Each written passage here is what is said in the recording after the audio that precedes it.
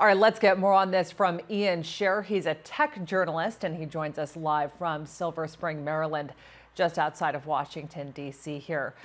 So we've seen Facebook take action before, particularly when the New Zealand mosque shooter live streamed his rampage on the platform. But the issue came up again when Twitter fact-checked a couple of the president's tweets. That's President Trump. So these platforms enjoy a certain immunity by being considered as a platform rather than a publisher. So Zuckerberg said at the time that he didn't want to get into the business that Twitter was with policing content. So now you have these advertisers boycotting the platform. What's more cost effective for Facebook at this point? I don't think it's about cost effective. I mean, I think that if Mark Zuckerberg wanted to get us all off his back, he could have made a lot of these changes a long time ago. What he's trying to do is he's trying to be technically right, despite what the costs are. And as a result, it has caused so much trouble for Facebook.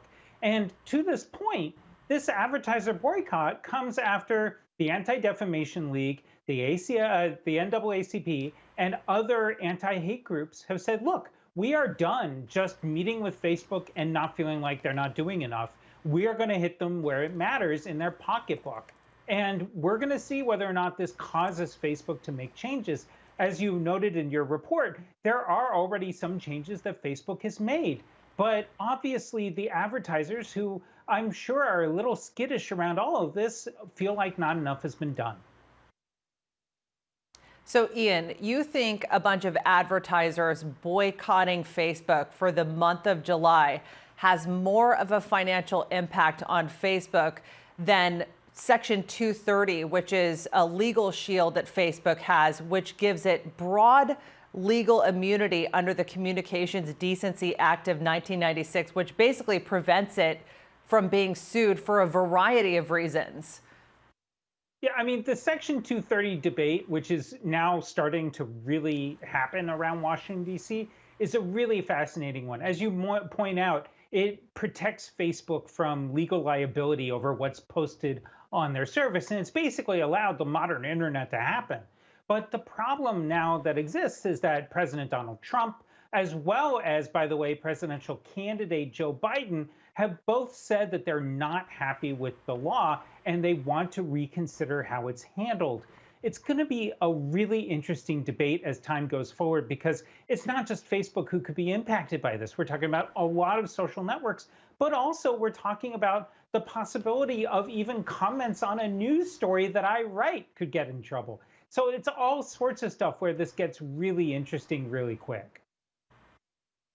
Ian, could it be argued that these companies that are boycotting Facebook are perhaps getting themselves more advertising by taking a moral stance and boycotting Facebook on this issue than it is the simple fact of they're not advertising on the platform for a month? I mean, you absolutely have pointed out a very worthwhile point. Definitely a lot of them, including Coca-Cola, have gotten a lot of really easy mileage out of this, right? And I don't know whether or not in the end it's going to matter much. I mean, the data that's coming out is that so far the advertisers that have pulled out don't represent a ton of Facebook's revenue. It's only for the month of July. We're talking about one of the world's most powerful and rich companies. It's going to be hard to tell whether this really matters. And I think that what's going to come down to it is that these issues around hate speech and around the constant problem of harassment on these social networks is not going away. And it's very clear these companies are just not doing enough to take care of it. And that's at the heart of the issue, regardless of how this turns out. All right, Ian Scher, we really appreciate your expertise. Thanks so much for that.